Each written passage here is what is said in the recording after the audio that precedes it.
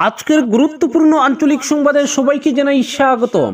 আজ 11 জানুয়ারি শনিবার। আজকের সকালের বিশেষ বিশেষ খবর হলো শিলচরে ফুটপাত দখলমুক্ত করতে উচ্ছেদ অভিযান প্রশাসনের। রায় জানালো না কোর্ট, 20 জুলে পঞ্চায়েত নির্বাচন। হিনবল কংগ্রেস পঞ্চায়েত ভোট চায় না বলেই মামলা, বললেন মুখ্যমন্ত্রী হিমন্ত। বড়খলায় বিদ্যুতের চাহিদা মেটাতে রামপুরে চালু হলো সাব স্টেশন। কাছাড় ক্যান্সার হাসপাতালের জন্য 10 বিঘা জমি বরাদ্দ। জেলায় 1 লক্ষ লিটারের মিল্ক প্রসেসিং সেন্টার স্থাপনের সিদ্ধান্ত মন্ত্রিসভায়। হাইলাকান্দিতে উদ্ধার 49,000-এর 500 নোট, বাজেয়াপ্ত হেরোইনও। বরাক উপত্যকা জুড়ে সক্রিয় জাল নোটের চক্র। এবং সর্বশেষ খবরটি হলো বিমার টাকা হাতাতে মৃত ছেলের নামে পলিসি, হাজতে বাবা ও সহযোগী।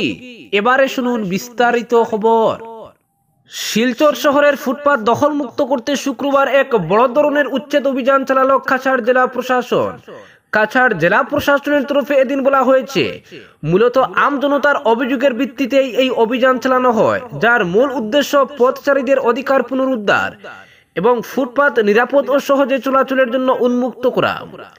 শিলচরের ফুটপাতগুলি দীর্ঘদিন থেকে বিভিন্ন হকারদের দ্বারা বেআইনিভাবে দখল হয়ে আছে, যার ফলে পথচারীরা প্রতিদিন সমস্যার সম্মুখীন হচ্ছিলেন। শুধু তাই নয়, নিরাপত্তাহীনতা ও অসুবিধার জন্য শহরের মানুষের মধ্যে অসন্তোষ ক্রমশ বাড়ছিল। এই পরিস্থিতি মোকাবিলায় কাছাড় প্রশাসন একটি শক্তিশালী দল মোতায়েন করে ফুটপাত দখলমুক্ত করার উদ্যোগ গ্রহণ করে। প্রাপ্ত তথ্য মতে প্রশাসনের এই উদ্যোগ সাধারণ মানুষের প্রশংসা কুড়িয়েছে।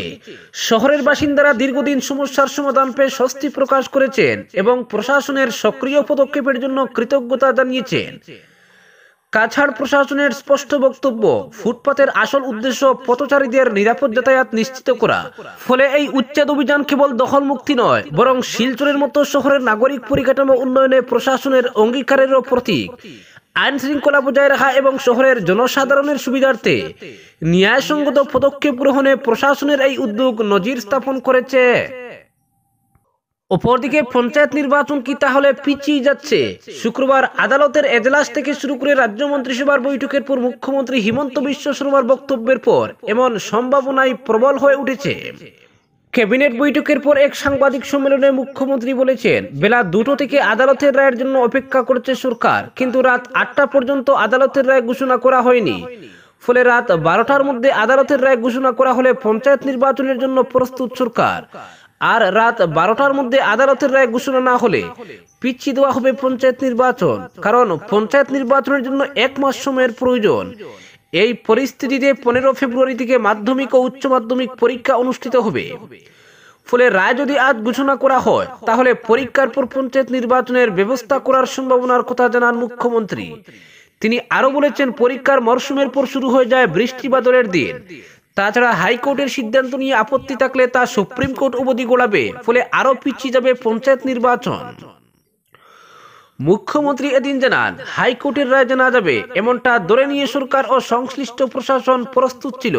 তিনি নিজেও রাজ্যের অ্যাডভোকেট জেনারেল দেবজিৎ শইকিয়ার সঙ্গে দফায় দফায় কথা বলে রায়ের ব্যাপারে জানতে চেয়েছেন।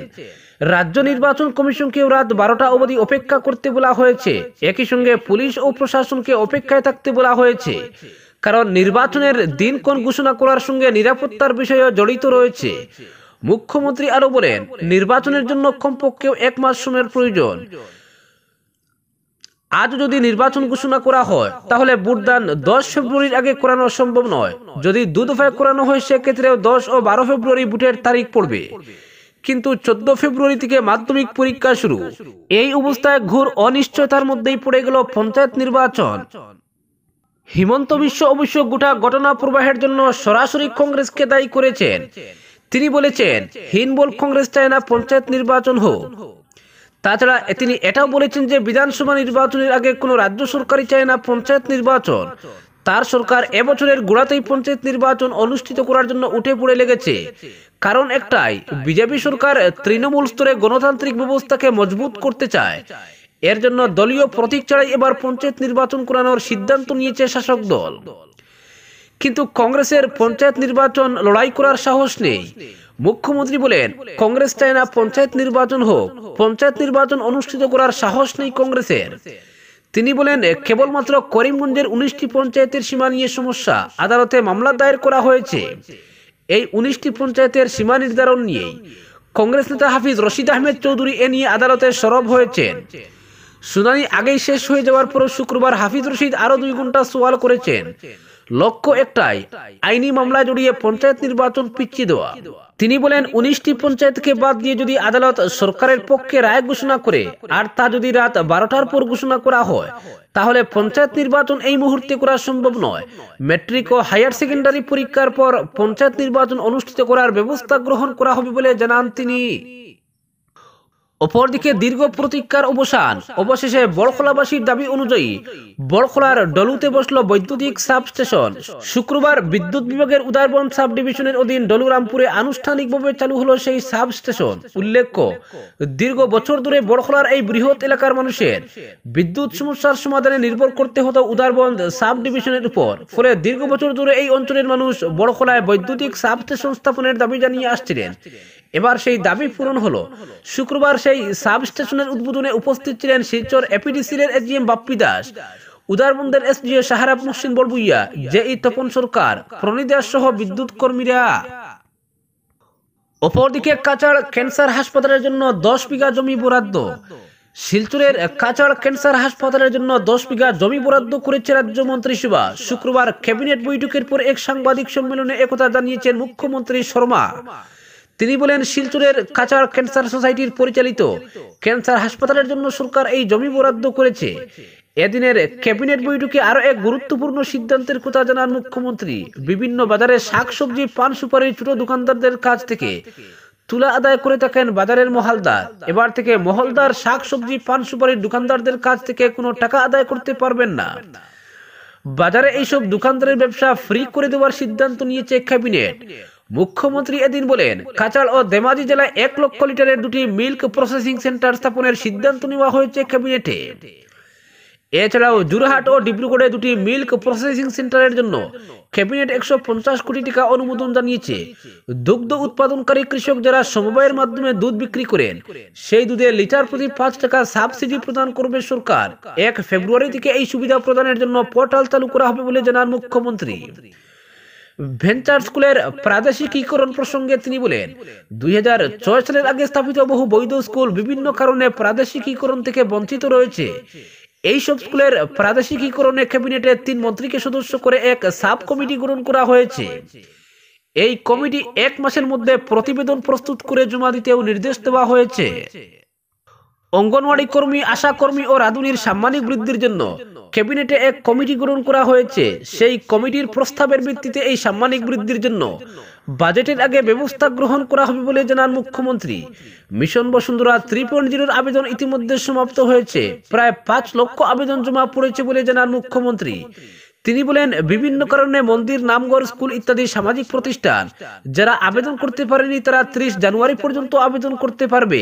ক্যাবিনেট বৈঠকে এই সিদ্ধান্ত নেওয়া হয়েছে বলেও জানান তিনি। অপরদিকে বরাক উপত্যকা জুড়ে সক্রিয় জাল নোটের চক্র। হাইলাকান্দিতে উদ্ধার 49,000-এর 500 নোট, বাজেয়াপ্ত হেরোইনও। বরাক উপত্যকায় সক্রিয় রয়েছে জাল নোটের একটি বৃহৎ চক্র। কাছাড় ও শ্রীভূমি জেলার পর এবার হাইলাকান্দি জেলায় বড় পরিমাণে জাল নোট উদ্ধার করেছে পুলিশ। নোটবন্দির পর একসময় জাল নোটের চোরাচালান বন্ধ হয়ে গেলেও বর্তমানে এই চক্র পুনরায় সক্রিয় হয়েছে। গত রাতে হাইলাকান্দি শহরের পার্শ্ববর্তী বাউয়ারঘাট বাজারের একটি মুদি দোকান থেকে পুলিশ 98টি জাল 500 টাকার নোট উদ্ধার করে। এই অভিযানে সিআরপিএফ এবং পুলিশের একটি দল সন্দেহজনক 138 গ্রাম হেরোইন জব্দ করে অভিযানে 2 সরবরাহকারী জামির হোসেন লস্কর ও জাভেদ হোসেন লস্করকে গ্রেফতার করা হয়েছে। পুলিশের সূত্র অনুযায়ী ডিমা হাসাও জেলা থেকে এই জাল 500 টাকার নোট বরাক উপত্যকায় গোপনে সরবরাহ করা হচ্ছে। কাছাড় জেলার কালাইন ও লক্ষ্মীপুর এলাকায় সম্প্রতি যে জাল নোট বাজেয়াপ্ত হয়েছিল তারও উৎস হাফলং। বিশেষজ্ঞদের মতে বরাক উপত্যকার বাজারে এই জাল নোট ছড়িয়ে দেওয়ার জন্য একটি সুসংগঠিত চক্র কাজ করছে। নোটবন্দির পর জাল নোটের সমস্যা প্রায় বন্ধ হয়ে গিয়েছিল, তবে এবার পুনরায় এই অবৈধ ব্যবসা মাথাচাড়া দিয়ে উঠেছে বরাক সহ সমগ্র রাজ্যে। পুলিশের মতে জাল নোটের সরবরাহ ও তার ব্যবহার রোধে দ্রুত ব্যবস্থা না নিলে পরিস্থিতি আরো গুরুতর হতে পারে। বরাক উপত্যকায় জাল নোটের এই চক্রের সক্রিয়তা আইন শৃঙ্খলার জন্য একটি বড় হুমকি। বিশেষ করে স্থানীয় বাজারে জাল নোটের বিস্তার নিয়ে সাধারণ মানুষের মধ্যে উদ্বেগ দেখা দিয়েছে। পুলিশের দাবি, গ্রেফতার হওয়া সরবরাহকারীদের জিজ্ঞাসাবাদ করে আরো বড় মাপের তথ্য বের করার চেষ্টা চলছে। অপরদিকে বিমার টাকা হাতাতে মৃত ছেলের নামে পলিসি, হাজতে বাবা ও সহযোগী। প্রতারণার আশ্রয় নিয়ে মৃত ছেলের নামে অনলাইনে ভুয়ো জীবন বীমা করে বিমার 19 লক্ষ টাকা আত্মসাৎ করার ফন্দি করেও শেষ রক্ষা হলো না। অবশেষে পুলিশের হাতে গ্রেফতার হতে হলো এক প্রতারককে। ওই প্রতারণার ঘটনায় ছেলের বাবা শুধু নন, তার এক সহযোগীও পুলিশের জালে পড়েছেন। চাঞ্চল্যকর এই ঘটনাটি ঘটেছে বাজারিচুড়া থানার কোটামণি এলাকায়। পরে ধৃতদের টাই হয় জেল হাজতে। এ মর্মে বাজারিচুড়া থানার ওসি নীলবজ্যোতি নাথ জানান, কোটামণির রাধামাধবপুরের বাসিন্দা তাজউদ্দিনের এক ছেলের মৃত্যু হয় গত 2017 সালে। পরে ছেলের বাবা প্রতারণার আশ্রয় নিয়ে 2020 সালে মৃত ছেলের নামে আইসিআইসিআই বীমা পলিসি করিয়ে নেন। এতে তাকে প্রয়োজনীয় নথি হিসেবে একটি জাল জিপি সার্টিফিকেট দিতে সহযোগিতা করেন ইসাপিল জিপির তৎকালীন ট্যাক্স কালেক্টর শওকত হোসেন। এদিকে জীবন বীমার 2টি প্রিমিয়াম জমা দিয়ে প্রতারক বাবা ওই বীমা সংস্থার কাছে সম্প্রতি মৃত ছেলের জীবন বীমা বাবদ 19 লক্ষ টাকা দেওয়ার দাবি করেন। এতে সন্দেহ হয় সংশ্লিষ্ট বীমা কর্মীদের। পরে আইসিআইসিআই কর্তৃপক্ষ মামলাটুকে সক্রিয় তদন্তের দাবি জানায়। পুলিশি তদন্তে নামতেই জুলি থেকে বেরিয়ে আসে বেড়াল। বুধবার রাতে অভিযুক্তদের আটক করে টানা জেরা করে পুলিশ।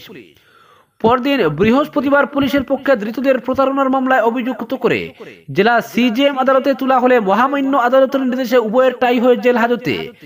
চাঞ্চল্যকর এই কাণ্ডে আরো কয়েকজন পুলিশের জালে পড়ার সম্ভাবনা রয়েছে বলে জানিয়েছেন ওসি। আজকের বিশেষ সংবাদ এখানেই সমাপ্ত।